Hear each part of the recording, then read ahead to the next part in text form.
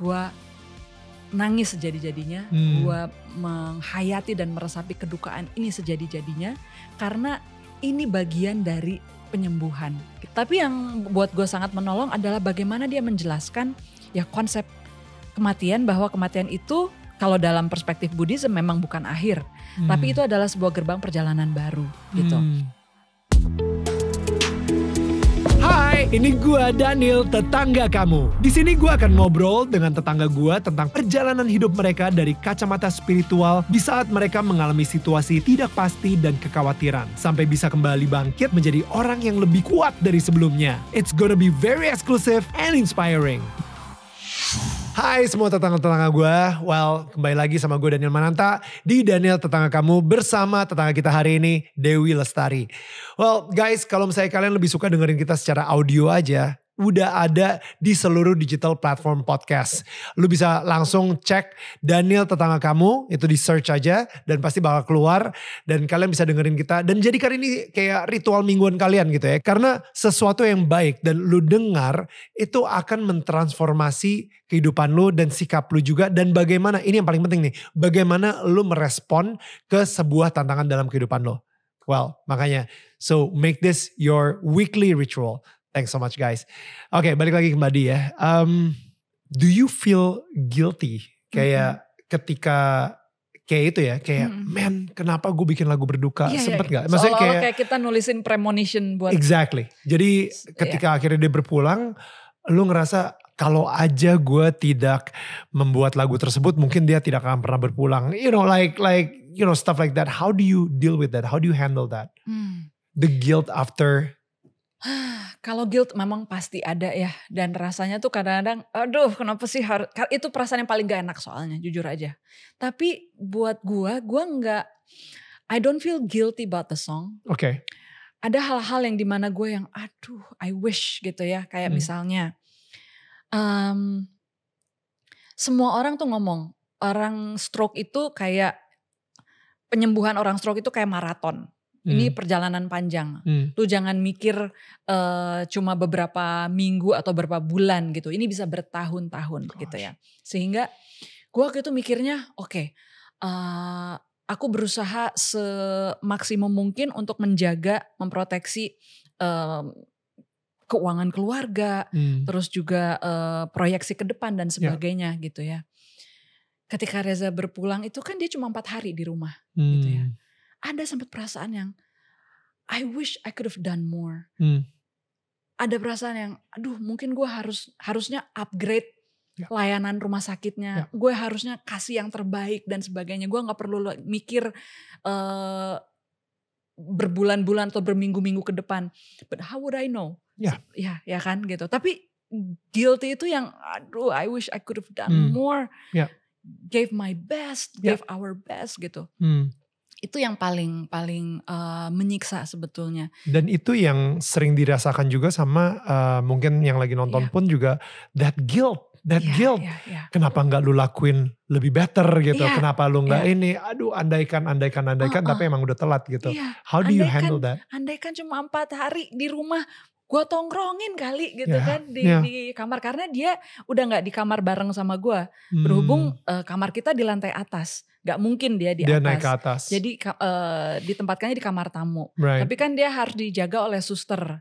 Yang memang harus 24 hours mengawasi kalau ada apa-apa gitu kan ya. Sehingga aku gak di sana. Kalau udah jam tidur itu kami pamitan gitu ya.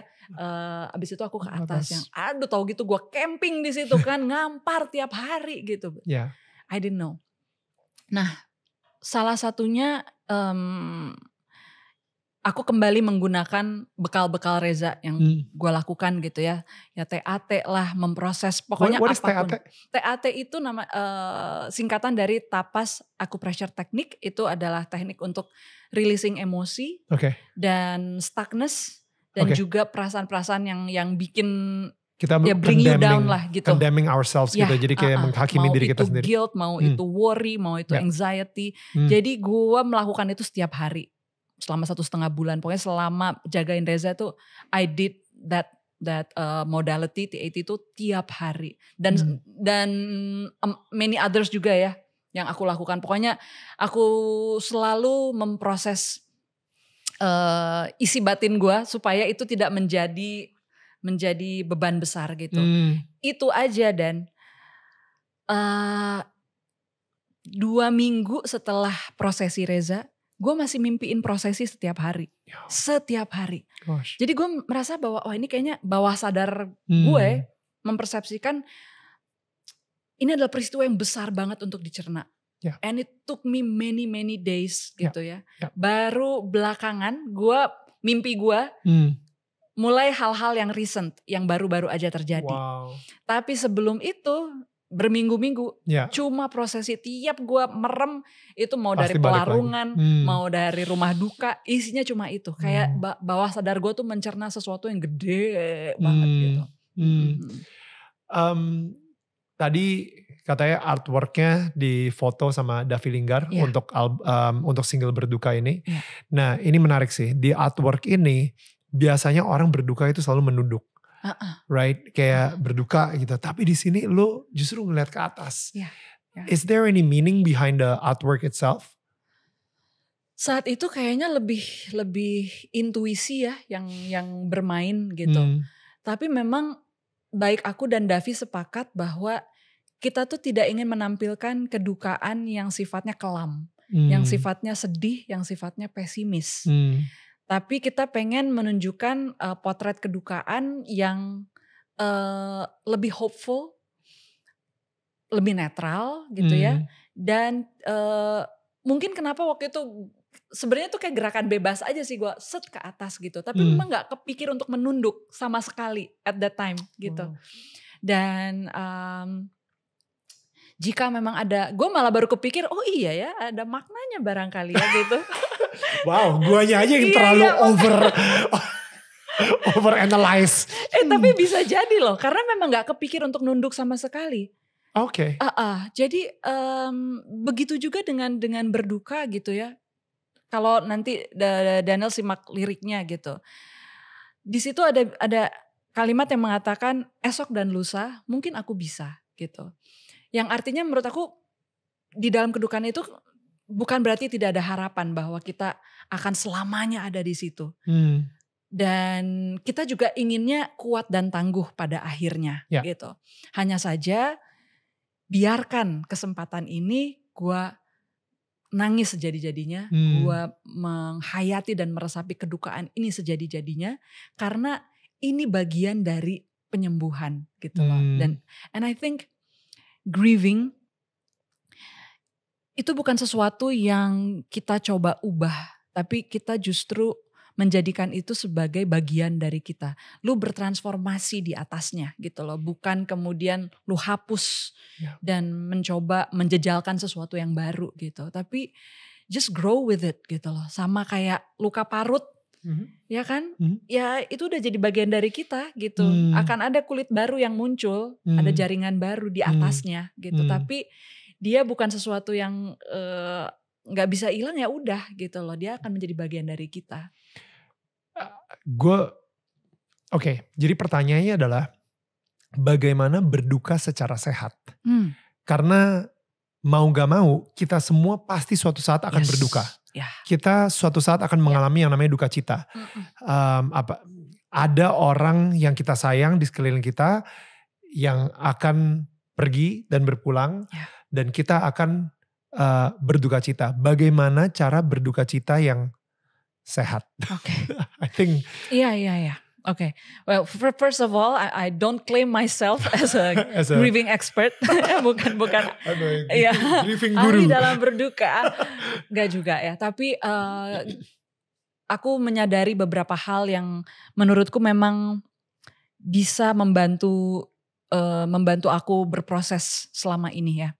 Pertama kayaknya perspektif kita tentang kematian itu sendiri. Itu yang menurut aku sangat penting. Karena itulah yang akan menjadi dasar bagaimana kita menjalani kehidupan setelahnya gitu. Apa itu perspektif kematian itu sendiri? Aku dan Reza itu sepaham bahwa sebenarnya hidup ini itu proses kontinuitas.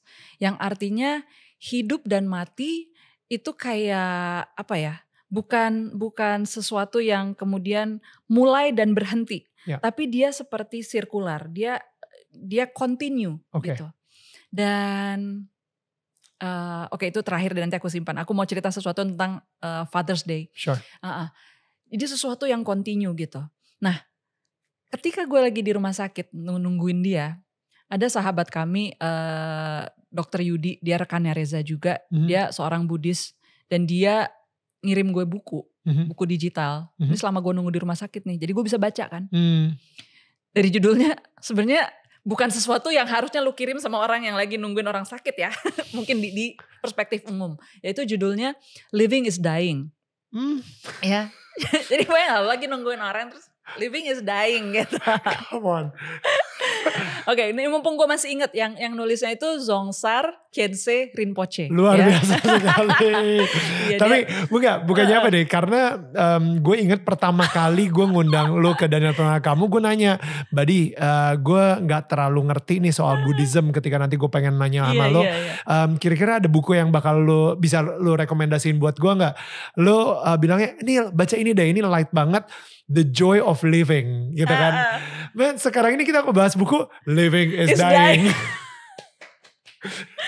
Wow, from The Joy of Living, now Living is Dying. Full circle kan? It's a circle of life. Iya ya, full circle. Nah, jadi aku dapat buku itu. Wah, buku itu tuh ya sebenarnya ya.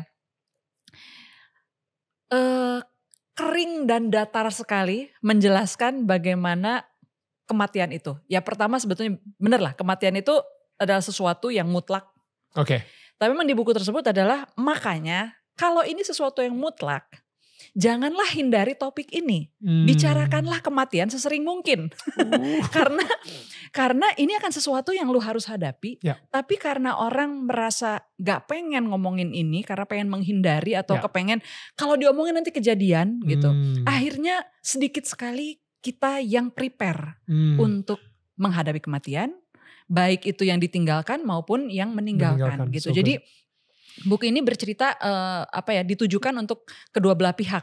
Jadi yang ditinggalkan lo mesti ngapain, yang meninggalkan lo mesti ngapain gitu. Wow. Nah, dan itu mulai dari prosesinya ya, mesti ngapain, ritualnya baca apa itu ada gitu. Tapi yang buat gue sangat menolong adalah bagaimana dia menjelaskan ya konsep kematian, bahwa kematian itu kalau dalam perspektif Buddhism memang bukan akhir. Tapi itu adalah sebuah gerbang perjalanan baru gitu. Nah, perjalanan barunya kemana kita gak akan pernah tahu karena itu tergantung karma masing-masing orang ya. Kalau karmamu baik, barangkali perjalananmu ke depannya akan menjadi lebih baik. Tapi kalau enggak, ya mungkin akan lebih buruk. Ya mana mungkin secara sederhana itu jadi seperti heaven and hell barangkali gitu ya. Kalau lebih baik berarti lebih menjurus-jurus heaven gitu. Kalau nggak baik ya berarti cenderung-cenderung ke hell gitu kan ya. Tapi kurang lebih seperti itulah. Nah, dengan demikian nggak usah sedih. Kalau misalnya ada yang berpulang gitu, lu justru harus siapkan mental bahwa ini akan terjadi sama kamu juga, dan kamu harus menyiapkan diri, menyiapkan orang yang mau berangkat ini gitu loh. Kasih tahu sesering mungkin bahwa lu sekarang sakit, lu harus siap-siap berpulang dan sebagainya. Pokoknya buku itu very straight to the point. Iya, kalau minuman tuh kayak berapa persen kali ya yang langsung begitu lo minum tuh wow gitu. Sobering up. Right. Iya, Oke, jadi yang pertama tadi ya, berduka dengan sehat. Pertama lo harus memahami dulu perspektif kematian itu sendiri. Betul. Bahwa itu adalah sesuatu yang mutlak. Dan bicarakan sesering mungkin. Dan setelah lo menerima kenyataan bahwa ya kematian itu adalah mutlak, what's next? Tetap aja yang namanya ditinggalin ada rasa sakit. Ada rasa takut, ada rasa kesepian, ada rasa sendirian. Pasti. How do you berduka secara sehat lagi gitu? Kalau buat gue yang pertama adalah stay true to your emotions, ya. But itu the most important thing. Jadi kalau mau nangis aja. But the utmost important thing adalah knowing that you are not your emotion. Bahwa ketika sebuah emosi lewat, sadness attack lewat, whatever attack lewat, it's not you. Wait. Ini kita harus lebih gali lebih dalam. Emangnya kenapa? Orang kadang-kadang maksudnya apa? Misalnya ketika dia lagi marah, wah gue memang adalah seorang pemarah. What does it mean? Kayak kalau dia lagi nangis, ternyata gue adalah orang yang cengeng. What is that? Can you Menurut aku ketika kita terlalu melekat kepada sesuatu ya, mau itu kedukaan, mau itu rasa kehilangan gitu, kita akan mengidentifikasikan diri kita pada perasaan-perasaan itu. Kayak tadi lu sebut gitu ya, gue orangnya pemarah gitu. Padahal sebetulnya that's not exactly what happened. Kamu adalah kamu, lalu kamu dihinggapi oleh rasa marah, kamu mengalami marah, but the marah is not you. Aku selalu melihat manusia itu kayak langit biru ya, yang kemudian di tengah langit biru ini berseliweranlah berbagai macam jenis awan gitu. Kadang-kadang muncul awan putih, kadang-kadang muncul awan gelap gitu. Tapi you as the blue sky doesn't change gitu. Jadi semua emosi-emosi ini bukanlah kita. Dan itu menolong gue banget karena sesedih-sedihnya gue gitu, gue tahu bahwa ini bakal lewat. Ini bukan diriku yang sebenarnya. Dan ini bukan penyangkalan ya. Ketika ada rasa sedih, makanya gue bilang stay true to your emotion. Own it bahwa ini yang sedang gue alami.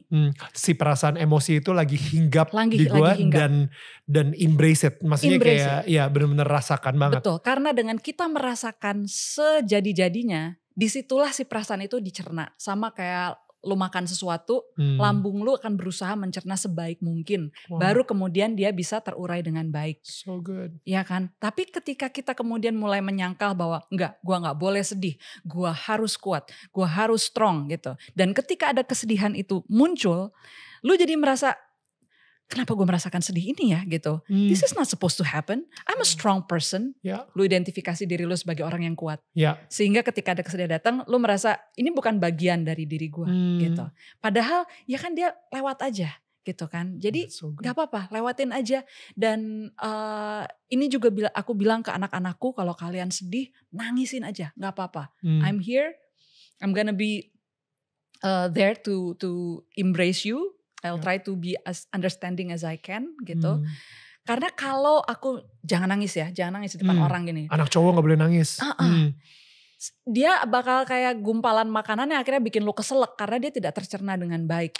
Dan segala tumpukan inilah yang kemudian mungkin akan menimbulkan masalah di kemudian hari ya. Yang mungkin nanti munculnya di perilaku yang gak bagus dan sebagainya lah ya. Kita gak tahu nanti outcome-nya apa. Tapi bagiku sebaiknya kita minimalisir si timbunan-timbunan ini gitu. Wow. Ini tuh kamu tuh ngapain aja selama hidup gitu loh. Yang gue sampai aduh kaget banget karena waktu pemakaman banyak banget orang yang gue gak kenal. Tiba-tiba datang dan bilang,